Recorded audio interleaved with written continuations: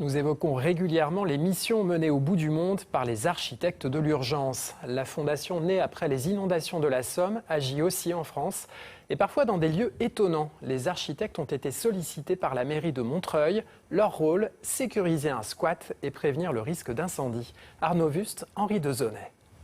Ça va être une des priorités, c'est de mettre une électricité en conformité, de manière à ce que déjà il n'y ait pas le feu avec l'électricité. Nous sommes dans un squat à Montreuil en janvier dernier. À la demande de la ville, la Fondation Architectes de l'Urgence doit sécuriser ce lieu. C'est une nécessité. 200 personnes vivent là avec le minimum vital. Des couvertures servent de séparation. Surtout, il n'y a aucun espace libre pour évacuer les habitants en cas d'incendie. Là aujourd'hui on a organisé en petites cellules, en petites unités de vie. de manière à avoir des sorties de secours, des évacuations, d'avoir quelque chose qui soit un peu plus d'intimité aussi.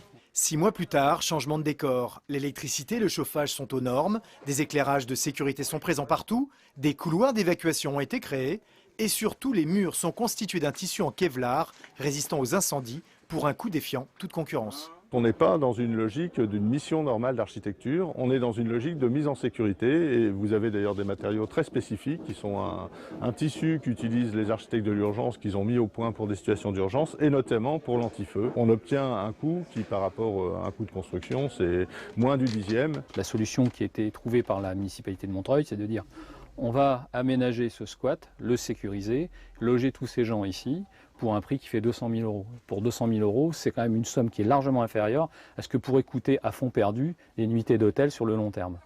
Ces nuitées à l'hôtel sont payées par l'État pour héberger les demandeurs d'asile. Chacune coûte entre 40 et 60 euros. Or, cet argent va aux marchands de sommeil et ne profite pas aux villes qui gèrent l'arrivée de migrants. Montreuil a décidé de prendre le problème à l'envers en économisant de l'argent. On pourrait tout à fait faire ça ailleurs, c'est-à-dire c'est une chose qu'on a fait en région parisienne, mais ça peut très bien se faire dans Paris, mais aussi en province.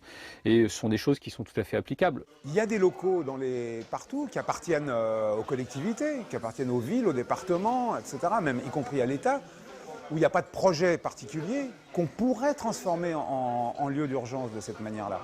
Ces travaux ont en tout cas permis aux résidents de retrouver une certaine dignité. Avec la sécurisation et puis l'espace qui a été créé pour la circulation, vraiment ça a été très très chouette et ça a été vraiment apprécié par les habitants. Au final, la Fondation amiénoise montre un nouveau savoir-faire, la réhabilitation de centres d'urgence en France.